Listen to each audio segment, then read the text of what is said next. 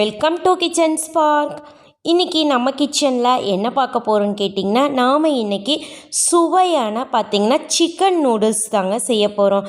Noodles பிடிக்காத ஆளே இருக்காதுங்க. ஸோ இந்த சிக்கன் நூடுல்ஸ் வந்து ரொம்ப நல்லா சூப்பராக நல்லா ஸ்பைஸியாக கலர்ஃபுல்லாக இருக்க போகுதுங்க. ஸோ இந்த சிக்கன் நூடுல்ஸை நாம் இன்றைக்கி எப்படி செய்யலான்னு பார்க்கலாம். அதை பார்க்குறதுக்கு முன்னாடி இன்னும் நீங்கள் நம்ம சேனலை சப்ஸ்கிரைப் பண்ணாமல் இருந்தீங்கன்னா சப்ஸ்கிரைப் பண்ணிடுங்க. அப்படியே பக்கத்தில் இருக்கிற பெல் ஐக்கானையும் கிளிக் பண்ணிடுங்க. ஸோ வாங்க எப்படி இந்த சிக்கன் நூடுல்ஸை டேஸ்ட்டாக செய்யலான்னு பார்க்கலாம். பாருங்கள், அதுக்காக இன்றைக்கி ஒரு 250 கிராம் அளவுக்கு சிக்கன் வாங்கியிருக்கோம். அது நல்லா போன்லெஸ் சிக்கனாக வாங்கிக்கோங்க. இந்த மாதிரி பொடியை கட் பண்ணி நம்ம வாங்கிக்கலாம். பாருங்கள், அதில் ஒரு 1.5 டேபிள் ஸ்பூன் அளவுக்கு கார்ன்ஃப்ளவர் மாவை ஆட் பண்ணிக்கலாம். காரத்துக்கு ஏற்ப பார்த்திங்கன்னா நாம் இதில் 1 டீஸ்பூன் அளவுக்கு மிளகாத்தூள் ஆட் பண்ணிக்கலாங்க. நெக்ஸ்ட்டு பார்த்திங்கன்னா இதில் தேவையான அளவு சிக்கனுக்கு தேவையான அளவு உப்பு ஆட் பண்ணிக்கலாம். 1 டீஸ்பூன் அளவுக்கு இஞ்சி பூண்டு பேஸ்ட்டும் எடுத்துக்கலாம். அப்புறம் 1 டீஸ்பூன் அளவுக்கு பார்த்திங்கன்னா கரம் மசாலா எடுத்துக்கலாம்.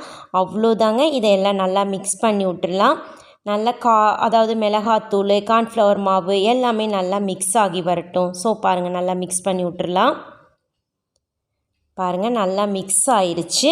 இந்த ஸ்டேஜில் பார்த்திங்கன்னா நாம் இதில் 1 டேபிள் ஸ்பூன் அளவுக்கு இதில் சோயா சாஸும் ஆட் பண்ணிக்கலாங்க. நல்லாயிருக்கும் உங்களுக்கு. பாருங்கள், நான் 1 டேபிள் ஸ்பூன் ஆட் பண்ணிக்கிறேன். இதையும் கொஞ்சம் நல்லா மிக்ஸ் பண்ணி விட்டுக்கலாங்க. பாருங்கள், சோயா சாஸும் ஆட் பண்ணி நல்லா மிக்ஸ் பண்ணியாச்சு. இப்போ இந்த சிக்கனை வந்து நம்ம பொரிச்சு எடுத்துக்க போகிறோங்க. எதுவும் ஊற வைக்கவெல்லாம் அவசியம் இல்லை. நம்ம டக்குன்னு பொரிச்சு எடுத்துக்கலாம்.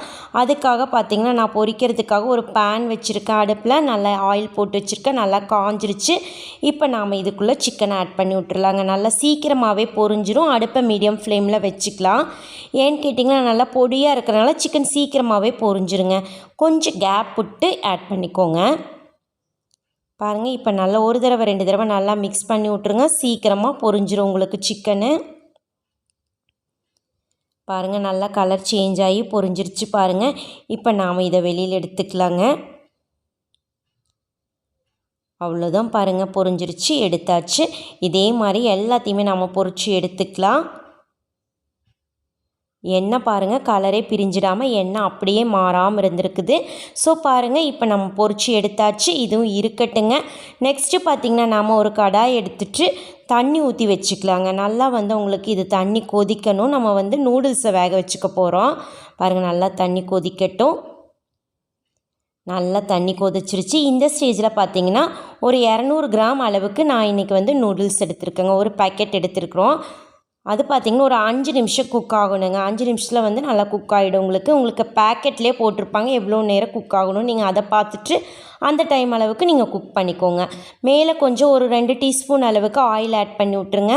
அப்போ தான் உங்களுக்கு நூடுல்ஸ் பார்த்திங்கன்னா ஒட்டாமல் வரும். நூடுல்ஸ்க்கு தேவையான உப்பும் ஆட் பண்ணி விட்ருங்க.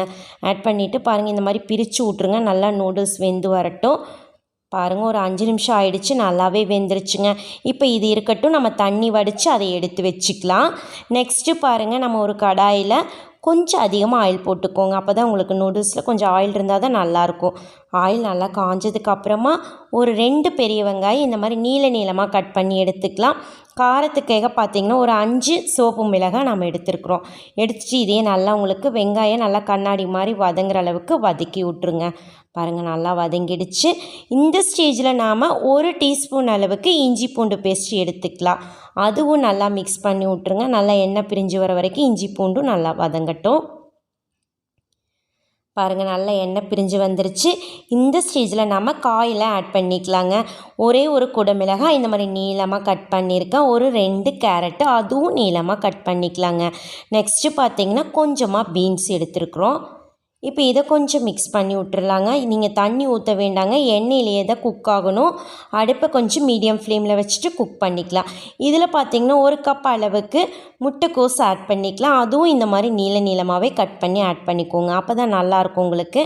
பாருங்கள், இப்போ ஒரு 10 நிமிஷம் மீடியம் ஃப்ளேமில் இந்த மாதிரி நீங்கள் குக் பண்ணிக்கணும். தண்ணி ஊற்றாமல் குக் பண்ணிக்கோங்க. நல்லா சீக்கிரமாகவே குக் ஆகி வந்துடும்.